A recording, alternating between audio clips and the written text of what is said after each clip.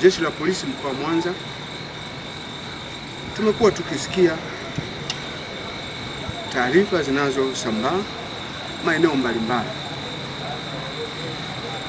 katika mitandao ya kijamii na maeneo mengine kuwa yako maandamano mengine yanayoandaliwa, yanayoendelea kuratibiwa kufanyika katika kipindi hiki cha mwezi wa 12 tarehe 9 mwezi wa 12 mwaka huu. Taarifa hizo Jeshi la Polisi mkoa wa Mwanza tukishirikiana na vyombo vingine vya ulinzi na usalama tumezichukulia kwa uzito mkubwa sana, hatujazipuuza hata kidogo. Tumeendelea kuzifanyia kazi kwa utulivu mkubwa, huku tukiendelea kuwabaini wale wote wanaojihusisha na uchochezi huu, ambapo tumefanya hivyo kupitia doria zetu mbalimbali, misako mbalimbali, na hivyo tumefikia ukamataji wa watuhumiwa katika maeneo mbalimbali ya mkoa wetu. Wako watuhumiwa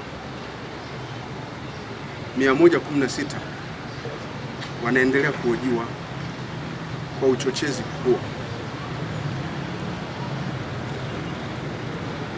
Upelelezi unaendelea. Utakapokuwa umekamilika,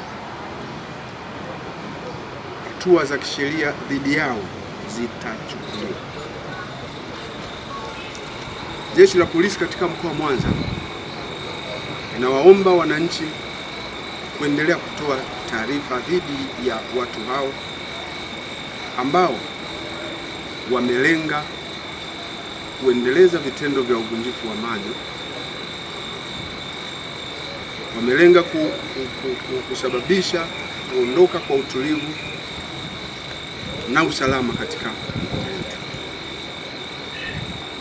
Pia tunaomba wananchi kutokubali kabisa kushirikishwa kwenye maandamano hayo haramu, ambayo hata hivyo Jeshi la Polisi tayari limekwisha yakataza. Shatolewa taarifa rasmi kwamba maandamano hayo yamekatazwa. Kwa hiyo tunaomba wazazi wa vijana na wazazi wenyewe kuwazuia watoto wao kutojiingiza kwenye maandamano hayo kabisa, wasijiingize. Badala yake tunaomba makundi yote ya kijamii katika mkoa wetu washirikiane na serikali kudumisha amani na utulivu katika siku hiyo ya tarehe 9, ambayo ni siku muhimu ya kumbukizi ya nchi yetu ya Tanzania kupata uhuru.